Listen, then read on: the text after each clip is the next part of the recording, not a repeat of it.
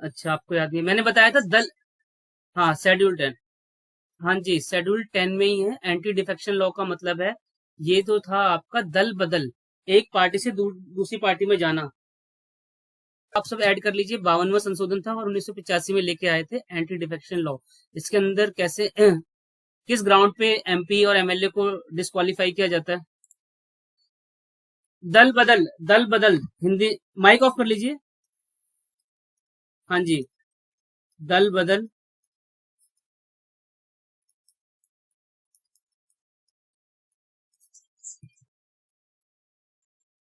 इसी के जरिए कर। 7 इसका करेक्ट आंसर है। ठीक है, चलो अगला सवाल देखते हैं। अगला सवाल कह रहा है कि कौन सा शेड्यूल कॉन्स्टिट्यूशन का है जो स्पेशल प्रोविजन देता है शेड्यूल ट्राइब्स एरिया में लगाते हैं हम वो। शेड्यूल 1, शेड्यूल 2, ये बताना है आपको। Schedule third, 5।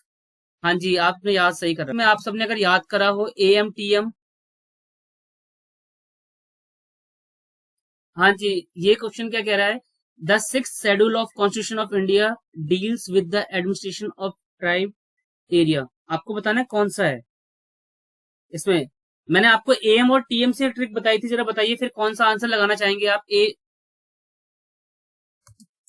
तो बी करेक्ट आंसर है आप सबका, यानी आप सब जो पढ़ रहे हो आपको, ठीक है, रिटेन हो रहा है दिमाग में। टू किसके लिए है, अब आपको इसका आंसर बताना है पढ़ के, जरा बताइए। Tribal area. A, A correct answer है। गुड। क्वेश्चन नंबर कर नहीं पाएंगे, तो आपको बताना है कौन सा स्टेट है। एएम और टीएम जब मैंने आपको लिख के बताया था, एएम और टीएम, ए से आसाम था, एम से मेघालय था, त्रिपुरा, और ये एम से क्या था? मिजोरम। हाँ, मिजोरम, ये जेड वाला है। इसको जरा लेते हैं। शेड्यूल 7 में कुछ लिस्टें हैं, उस लिस्ट जो है यूनियन गवर्नमेंट ही उस पे रूल बना सकती है, कानून बना सकती है। तो आप सब ना अपनी कॉपी में ये जरा नोट कर लीजिए, ये डिफेंस है, फॉरेन अफेयर, ठीक है, परमाणु ऊर्जा, एटॉमिक एनर्जी, और करेंसी। इन सब के ऊपर बस सेंट्रल गवर्नमेंट का ही राइट है। 100 सब्जेक्ट, मैंने बताया था सब्जेक्ट में 100 लिस्ट है जिन पे ये बना सकते हैं कानून। तो कुछ जो पेपर में पूछे जाते हैं। हाँ जी, हाँ, यूनियन लिस्ट में है आपके 100 सब्जेक्ट, इसको आप नोट कर लेना साथ के साथ। और आप कॉपी में ना ये नोट कर लीजिए, 4-5 पेपर में यही पूछा जाता है कि डिफेंस, फॉरेन अफेयर, ऐसी चीजें इसमें सेंट्रल का कंट्रोल है। आपने देखा होगा जो ये डाक जो है, डाक खाने जो होते हैं, वहां पर भी पोस्टल जो, आपने देखा होगा, ये यूनियन गवर्नमेंट इसको कंट्रोल करती है। बैंक जितने भी हैं, इसको कौन कंट्रोल करता है? यूनियन गवर्नमेंट करती है। सेंट्रल के अंदर में नहीं वो स्टेट गवर्नमेंट के अंदर में नहीं आती है सर्विसेज। ठीक है, तो आप सब जरा इसको नोट कर, जो एक तरीके से देखे जाए तो जो हमारे नेशनल लेवल पे इश्यूज जो होते हैं उनको कंट्रोल करती है। स्टेट के पास ऐसी पावर नहीं है। मान लो पेट्रोलियम है, पेट्रोलियम की पावर अगर स्टेट गवर्नमेंट को दे दी जाए, कल को वो सेंटर को मना कर दे कि हम पेट्रोल नहीं देंगे आपको। तो कुछ ऐसे जो सब्जेक्ट हैं जो नेशनल लेवल पे होते हैं, उसको यूनियन गवर्नमेंट बनाती है। जब इसके एमसीक्यू कराऊंगा ना मैं आपको, थोड़ा वहां से आपको आइडेंटिफाई करना पड़ेगा कि यूनियन लिस्ट में, अब 100 के 100 तो आप याद करोगे नहीं, ठीक है, तो बस ऐसे याद रखना है। स्टेट लिस्ट, देखो स्टेट लिस्ट में कौन कौन से सब्जेक्ट आते हैं। इसमें है आपके स्टेट लेजिस्लेचर, और जैसे आपका ये पुलिस हो गया, पब्लिक हेल्थ हो गया, एग्रीकल्चर हो गया, लोकल गवर्नमेंट हो गई, लोकल गवर्नमेंट हो गई। इन सब में कौन कानून बना सकता है? राज्य सरकार कानून बना सकती है। ये सभी नोट कर लीजिए। इस सूची में राज्यसभा के अधिकार जो हैं, जैसे मान लो बिहार में एक असेंबली है, विधानसभा, उत्तर प्रदेश की अपनी एक असेंबली है, ठीक है, उड़ीसा की अपनी एक अलग असेंबली है। तो उनको जो राइट मिलते हैं वो मिलते हैं पुलिस, सार्वजनिक स्वास्थ्य, कृषि, स्थानीय सरकार, इन सब पे वो बना सकती है लॉ। सेंटर की इसमें इन्वॉल्वमेंट नहीं होती। ज्यादा सवाल आता है, ये कॉन्करेंट लिस्ट कहाँ से ली गई है? इसे सभी नोट कर लीजिए, ऑस्ट्रेलिया से लिया हुआ है इसको। ठीक है, अभी हम जब पढ़ेंगे अभी सोर्स ऑफ, हाँ जी, हाँ जी, समवर्ती सूची है, नोट कर रहा हूँ, इसको सभी नोट कर लीजिए। कॉन्करेंट लिस्ट ऐसी लिस्ट होती है जिसपे दोनों राज्य सरकार और केंद्र सरकार मिलकर कानून बनाती है। शिक्षा, विवाह, तलाक, इंसॉल्वेंट हो गया कोई, दिवालियापन, इन सब पर जो है कॉन्करेंट लिस्ट में आते हैं सब्जेक्ट। मैंने आपको क्या बताया था? मैंने बताया था आपको 4, 9 और 14, इसी के सब पार्ट है। इसके दो पार्ट हैं, ठीक है, फंडामेंटल ड्यूटीज और डीपीएसपी। 9 है आपका, 9 में 3 पार्ट हैं, पंचायत, एमसीडी, कोऑपरेटिव सोसाइटीज, 14 के दो पार्ट हैं, पीसीएस आईएएस की सर्विसेज और इसमें ट्रिब्यूनल जो थे। तो 14 ए के ट्रिब्यूनल के बारे में बता रहा हूँ। ट्रिब्यूनल का काम ये होता है कि किसी भी दो कंपनी के बीच में अगर डिस्प्यूट हो जाता है, कंपनी का मतलब दो अदर, कोई भी कंपनी, जैसे मान लो कंपनी का मतलब यहाँ पर एक डिपार्टमेंट है, कोई भी गवर्नमेंट एम्प्लॉय, कैट आपने बता रहे थे ना हम प्रिया मैम, कैट में चले जाते हैं लोग। हाँ जी, हाँ हाँ जी, कैट भी इसमें आता है। ये ट्रिब्यूनल्स होते हैं, जो एक तरीके से याद रख लेना सब, ये इसका काम होता है। ट्रिब्यूनल का काम ये होता है कि वो जितने भी एडमिन में, मतलब हम जो गवर्नमेंट जॉब में है, इसमें कोई भी डिस्प्यूट होता है रिक्रूटमेंट में या किसी भी पब्लिक सर्विस कमीशन में, तो वो इसको सॉल्व करती है। और ये जोड़ा गया था 42वें संशोधन में। इसको मिनी संविधान संशोधन भी बोलते हैं, ठीक है। 42वें संशोधन को ये याद रखना, पेपर में एक सवाल भी आता है कि शॉर्ट मिनी कॉन्स्टिट्यूशन किसको कहा जाता है, तो ये 42 अमेंडमेंट को कहा जाता है, क्योंकि इसमें बहुत सारी चीजें ऐड हुई थी, ठीक है। तो आप सबको अब ये पता चल गया होगा 14 ए का मतलब ट्रिब्यूनल। ट्रिब्यूनल किसी भी डिस्प्यूट को सॉल्व करने के लिए बनाई जाती है। पेपर में क्वेश्चन में अगर आता है पार्ट 14 ए के बारे में, तो थोड़ी डिटेल में आपको इसकी इन्फॉर्मेशन होनी चाहिए कि ट्रिब्यूनल्स क्या होते हैं। ये डिस्प्यूट और कंप्लेन से रिलेटेड जितने भी रिक्रूटमेंट में या पब्लिक सर्विस में जो भी होते हैं, उन सबको दूर करती है। सारा आज की जो हमारी मेन क्लास, एक तरीके से जो मुझे पढ़ाना था आपको, वो यहाँ से स्टार्ट होता है। Sources of our Indian constitution के जो हमारे सोर्स हैं, वो कहाँ कहाँ से हमने लिए हैं। तो गवर्नमेंट ऑफ इंडिया एक्ट जो है, ये एक तरीके से इसने एक संविधान बना दिया था, ठीक है। इसके मैं अभी डिटेल में दिखाऊंगा आपको। उसमें 10 शेड्यूल्स थे, पार्ट्स थे, हमने वहां से 60% लिया हुआ है। ये आपको एक बात याद रखनी है कि पेपर में क्वेश्चन आता है, ऐसे क्वेश्चन आएगा कि ज्यादातर पार्ट या ऑलमोस्ट जो पार्ट है इंडियन कॉन्स्टिट्यूशन का, वो कौन से एक्ट के थ्रू आता है। 1935 का एक्ट आता है या यूएस से आता है, ऐसे लिखा आएगा। तो आपको याद रखना है कि 60% हमने यहाँ से ले रखा है। Federal scheme, office of governor, judiciary, public commission और इमरजेंसी के प्रोविजन और प्रशासनिक डिटेल, ठीक है। ये आप सबको याद रखना है। मैंने ब्रिटिश गवर्नमेंट के बारे में ये बताया था आपको, ब्रिटिश कॉन्स्टिट्यूशन हमने वो चीजें ले रखी हैं। ब्रिटिश जो यहाँ पर थी 1600 ईस्वी में आती है। तो भारत में एक तरीके से भारत के जितने भी लोग थे, इसी प्रोसीजर को फॉलो कर रहे थे। उनका पार्लियामेंट्री सिस्टम कैसा है, कानून कैसे बना रहे हैं, तो उन सबने क्या किया कि हाँ, उन्होंने देखा कि इस तरीके से कानून बनता है, तो इसी को अडॉप्ट कर लिया। तो यहाँ से ज्यादातर क्या है, देखो पार्लियामेंट्री सिस्टम, इससे हम पहले से अवेयर थे। Rule of law, legislative procedure क्या होता है, सिंगल सिटीजन, ये याद रखनी है। मैं कल बता रहा था आपको अक्षय कुमार के बारे में, वो पहले उसने कनाडा का सिटीजनशिप ले लिया था, तो वो जैसे उसने दूसरी कंट्री का सिटीजनशिप लिया, तो अपने आप ही उसकी जो इंडियन सिटीजनशिप थी, वो अपने आप ही खत्म हो गई। ये रूल होता है कि अगर आप कहीं की भी नागरिकता लेते हैं, तो भारत की नागरिकता समाप्त हो जाएगी। अब उसने कनाडा की छोड़ के अब वो इंडियन की उसने सिटीजनशिप ली है, ठीक है। उसकी भी कंडीशन होती है कि इंडिया में आपको 3-4 साल रहना पड़ता है, कोई भी आप रूल्स फॉलो करने पड़ेंगे, आपके ऊपर कोई केस नहीं होना चाहिए। तो बहुत सारी कंडीशंस हैं जब दी जाती है इंडियन सिटीजनशिप। आपने एक नाम और सुना होगा, अंदान स्वामी का। अंदान स्वामी का नाम सुना है आप सबने, जो सिंगर है। हाँ जी, उसको भी सिटीजनशिप मिले। हाँ जी, मोटा सा नहीं है वो, बहुत स्लिम ट्रिम हो गया है, वो बहुत पतला सा हो गया है, उसकी फोटो देखना वो, ठीक है। इसके बाद कैबिनेट सिस्टम भी हमने यहीं से लिया था। रिट हमारे 4 हैं, वो बताऊंगा मैं आपको। प्रिविलेज जो पार्लियामेंट्री में होता है, और बाइकैमरल का मतलब जो द्वि सदन होते हैं आपके, जो लोकसभा ये और विधानसभा हो गया। राज्य सरकार में क्या होता है, आपने ये सुना होगा, एमएलए सुना होगा, एमएलए है ये हमारे यहाँ का। तो एमएलए दो प्रकार से चुने जाते हैं, विधानसभा से और विधान परिषद से, ठीक है। हर एक स्टेट में दो होते हैं, ये मैं बाद में बताऊंगा आपको, बस आपको थोड़ा ये याद रखना है अभी। हाँ, यूएसए से हमने क्या लिया, यूएसए से मैंने आपको बताया था, हमने सारी टॉप क्लास की चीजें ले ली थी यहाँ से। फंडामेंटल राइट लिया था हमने यहाँ से, जुडिशरी ली थी हमने यहाँ पर, इंडिपेंडेंट जुडिशरी होगी हमारी।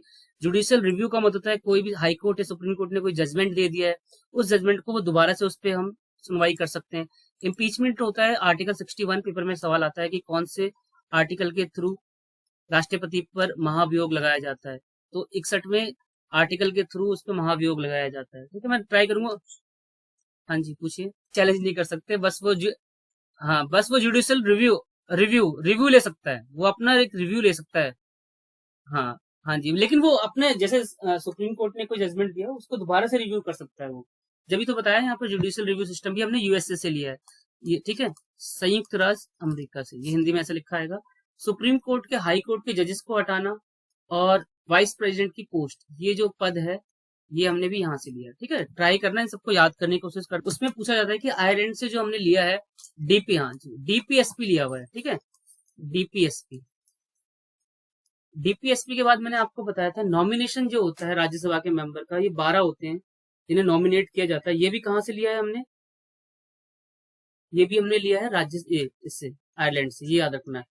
हाँ जी। इसके बाद मेथड ऑफ इलेक्शन, इसका इलेक्शन कैसे होता है प्रेसिडेंट का, ये मैं बताऊंगा। पेपर में सवाल भी आते हैं कौन कौन से इसमें राज्यसभा या लोकसभा के कौन कौन से पर्सन होते हैं, वो बताऊंगा मैं आपको सारी चीजें।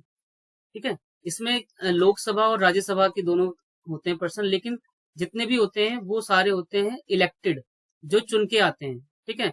इसमें भी इलेक्टेड नॉमिनेटेड होते हैं, 12 वाले वो नहीं होते जो चुने जाते हैं।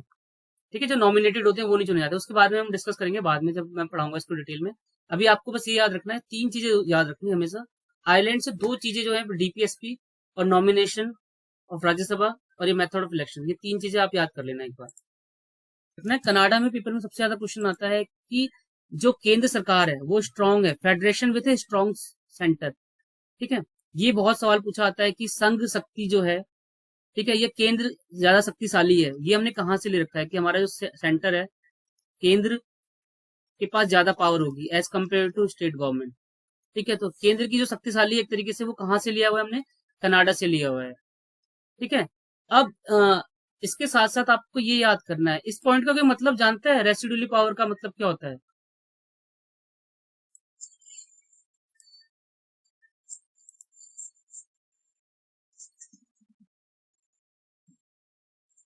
डिस्प्यूट होता है। सेंट्रल गवर्नमेंट का। हाँ जी। इसके अलावा एक चीज और भी है कि जैसे कोई भी सब्जेक्ट ऐसा मेंशन नहीं है कि वो राज्य सरकार का होगा या केंद्र सरकार का होगा या कॉन्करेंट लिस्ट में होगा, तो वो अल्टीमेटली पावर आ जाती है केंद्र सरकार के पास। ठीक है। जो लिस्ट का डिस्ट्रीब्यूशन हो रखा है, मान लो उसमें ऐसा कोई सब्जेक्ट है, ऐसा कोई सब्जेक्ट आ गया, जैसे आर्टिफिशियल ये एआई आ गया, आर्टिफिशियल इंटेलिजेंस आ गया, या कॉपीराइट का इशू आ गया, ये तो अब आया है ना, तो इस पे कौन बनाता है लॉ? सेंटर बनाती है इस पे लॉ। तो ऐसी पावर है जो जैसे सब्जेक्ट जिसका मेंशन नहीं है कहीं भी संविधान में, वो उस पर भी कानून बनाने का अधिकार सेंटर को है। इसका मतलब ये है। अब इसके बाद आपको एक ये भी याद रखना है, अपॉइंटमेंट ऑफ स्टेट गवर्नर। आपने देखा होगा जितने भी गवर्नर होते हैं उसको सेंटर ही अपॉइंट करती है। ठीक है। और एडवाइजरी एक तरीके से हम दे सकते हैं सेंटर को, इसको सुप्रीम कोर्ट को, ये भी यहीं से है। ठीक है।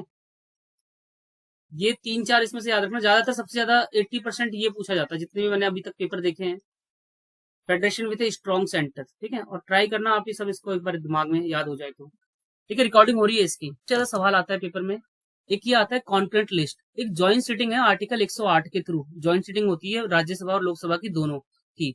जब कोई भी मान लो हमने लॉ पास कराने में दिक्कत हो रही है, वो राज्यसभा से पास हो गया, लोकसभा में अटक गया, ठीक है, या यहाँ से पास हो गया, तो ज्वाइंट सिटिंग का जो है वो हमने यहाँ से लिखा है, ऑस्ट्रेलिया से ले रखा है।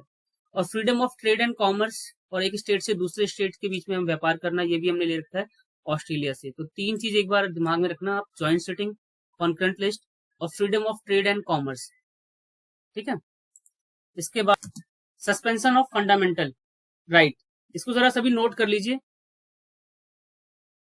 जर्मनी से जो हमने ले रखा है, वो ले रखा है कि इमरजेंसी अगर लगती है इंडिया के अंदर, तो उसके अंदर हम सस्पेंड कर सकते हैं, सस्पेंशन हो सकता है फंडामेंटल राइट्स का। ठीक है।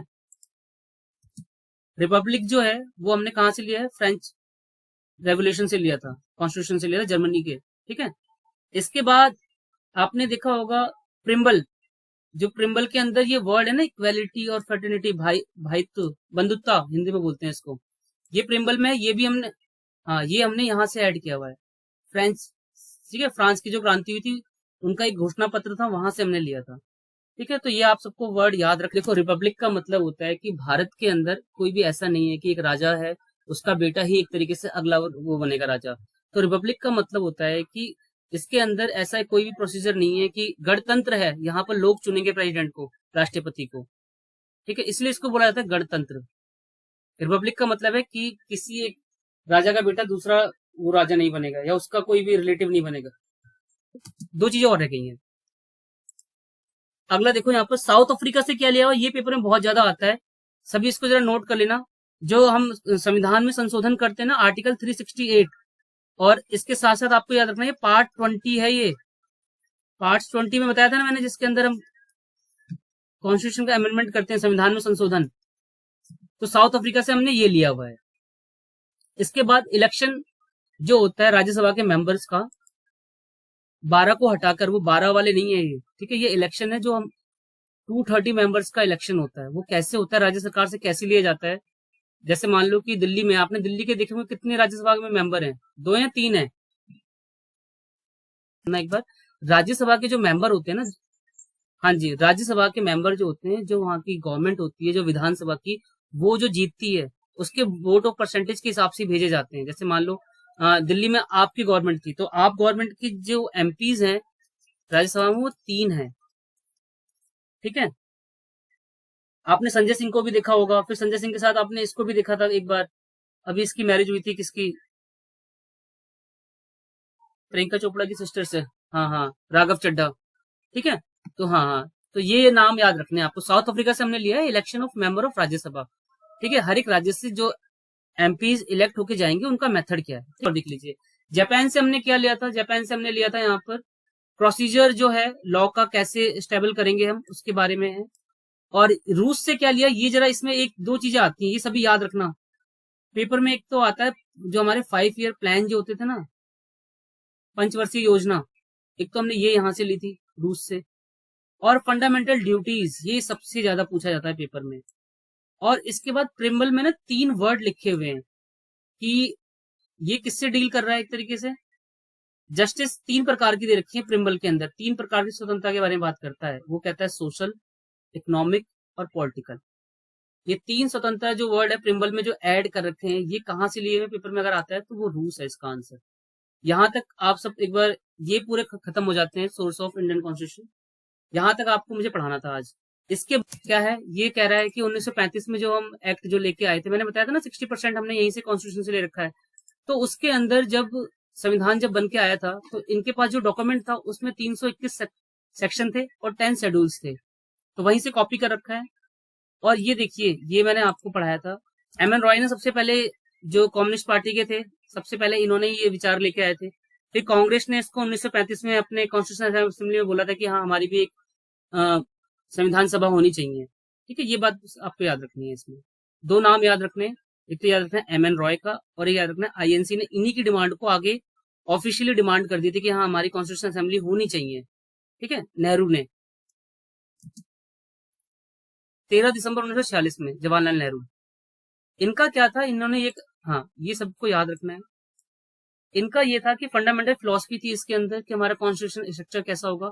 इन्होंने सबसे पहले तो ये बोला था कि जितनी भी ब्रिटिश गवर्नमेंट की जो टेरिटरी थी, अब वो जितनी भी टेरिटरी है वो स्टेट गवर्नमेंट ऑफ इंडिया की होगी, ठीक है। और जितनी भी बाहर की, हमने आजादी के बाद भी हमने कुछ टेरिटरी को अपनाया था, वो, ठीक है, वो बाद में बताऊंगा मैं आपको। बस आपको इतना याद रखना है कि ऑब्जेक्टिव रिलेशन लेके आए थे जवाहरलाल नेहरू, पेपर में ये आता है। इसी के थ्रू प्रिम्बल भी ऐड हुआ था, ये बात और याद रखनी है आपको। प्रिम्बल जो था हमारे संविधान में नहीं था। प्रिम्बल किसके थ्रू ऐड हुआ, पेपर में क्वेश्चन आता है तो ऑब्जेक्टिव रेजोल्यूशन के थ्रू ही हुआ था 1946 में, 13 दिसंबर। ये डेट याद रखनी है आपको। और इसमें एक चीज ये थी कि जितनी भी ब्रिटिश की टेरिटरी थी, अब वो इंडिया की टेरिटरी हो चुकी है। 3-4 ये आपको याद रखनी है डेटें, जरा सभी इसका स्क्रीनशॉट ले लीजिए। पेपर में डायरेक्ट क्वेश्चन आता है इसका एमसीक्यू का, कि हमने जो झंडा है इंडियन फ्लैग कब लिया था, अपनाया था इसको।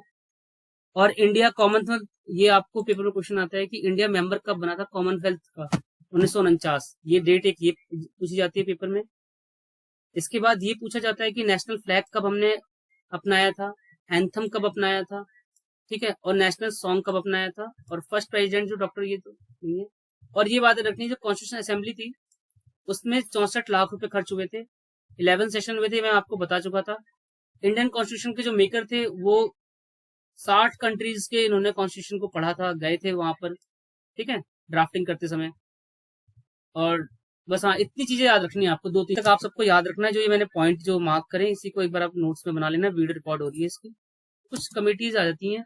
मैंने एक ट्रिक बताई थी आपको, कहीं भी पेपर में यूनियन की कमेटी लिखा आता है ना, तो आंसर उसको आपको लगाना है जवाहरलाल नेहरू। देखो, union power committee Jawaharlal Nehru, union constitution committee Jawaharlal Nehru, ठीक है। इसमें 2-3 कमेटियों के नाम याद कर लेना, सारी कमेटियों के नाम याद मत करना।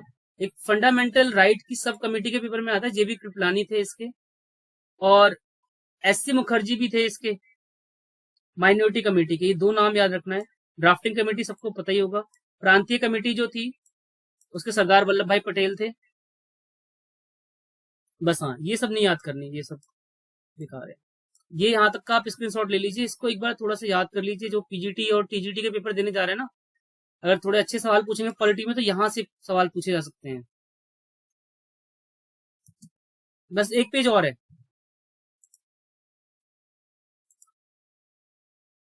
ये मैंने आपको बताया था। और साथ साथ मैंने बताया था एक डेट याद रखनी है आपको, 29 अगस्त 1947 को ड्राफ्टिंग कमेटी को लेके आए थे कॉन्स्टिट्यूशन के अंदर। ठीक है, 7 मेंबर थे इसके अंदर। ये आता है कि अम्बेडकर को छोड़ के कितने थे, तो वो 6 थे।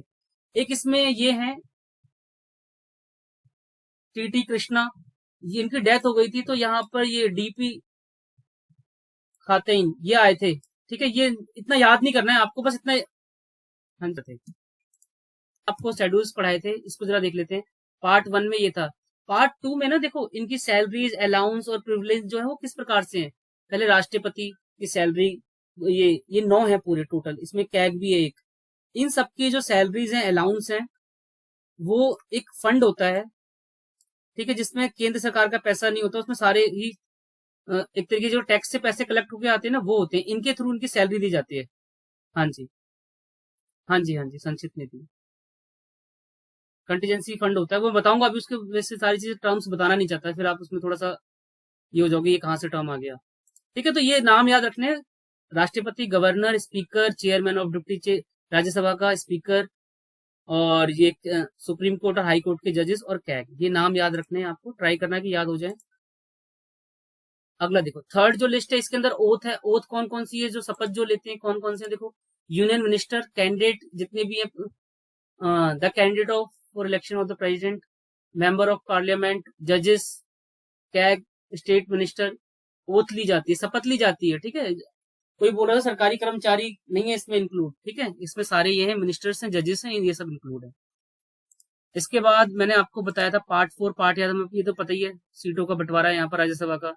एडमिन है शेड्यूल्स एरिया के, इसमें 4 मैंने आपको एक ट्रिक बताई थी मैंने यहाँ पर, AM और TM। ठीक है, वो याद रखनी थी आपको। 7 हो गया था। 8 में लैंग्वेजेस है यहाँ पर 28, नहीं सॉरी 7 में तो ये है लिस्टें हैं यहाँ पर। ये लक्ष्मीकांत है ना, अपडेटेड नहीं है, ये 6 था, इसमें 100 है इस समय। जो मैंने आपको पिछले लिखवाया था वही करेक्ट था। इसमें 22 भाषाएं हैं। जो ओरिजिनली जो हमारा कॉन्स्टिट्यूशन था, ये पेपर में आ जाता है सवाल, उसमें कितनी भाषाओं को मान्यता प्राप्त थी, 14 थी, 14, ये सभी नोट कर लेना एक बार।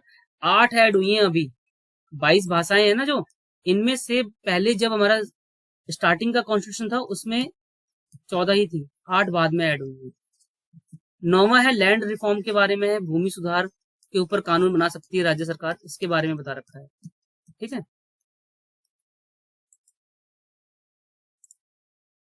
हाँ जी। 10 आपका मैंने बताया था, दल बदल का सिद्धांत था इसके अंदर।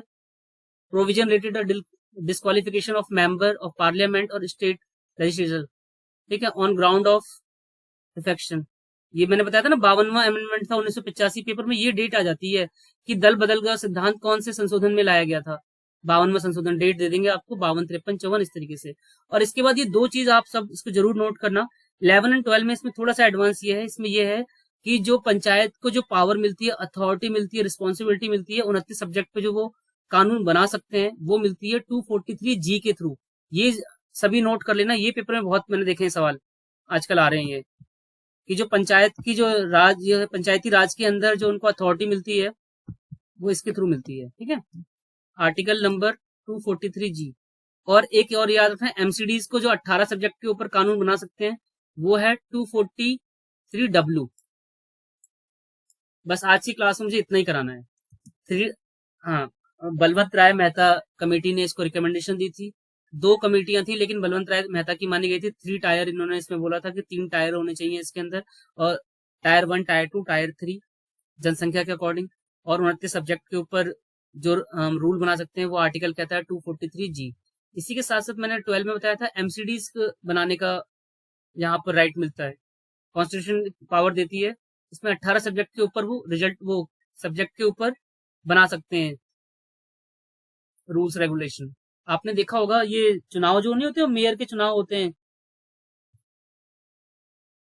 अभी MCD में देखा नहीं आपने, MCD में किसकी गवर्नमेंट है दिल्ली में, बताइए। पर 100 सीटें लेके आई थी यहाँ पर ये बीजेपी, और 100+ सीटें लेके आई थी आपने ही अपना मेयर बनाया था, मेयर के ऊपर ही बहुत लड़ाई हुई थी।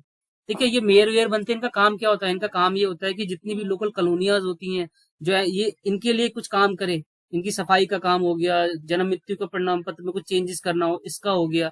जो लोकल समस्याएं हैं लोकल पब्लिक की, उसको डील कर सके। ठीक है। और ये अमेंडमेंट कब लेके आए थे? पेपर में सवाल भी आ जाता है। 74 अमेंडमेंट था 1992 का। ठीक है। आज की क्लास यहीं पर ही मैं करता हूँ कंप्लीट। और आपको भी मैं भेज दूंगा एमसीक्यू की, आपको अगर प्रैक्टिस करनी है लिंक भेज दूंगा, उस पर आप बाइलिंगुअल कर लेना। हिंदी में करना हो हिंदी में भी आता है, ट्रांसलेट करने का ऑप्शन होता है। जैसे ही आप उसको ओपन करोगे वहां से ट्रांसलेट कर लेना। जिसको इंग्लिश में करना है इंग्लिश में कर लेना।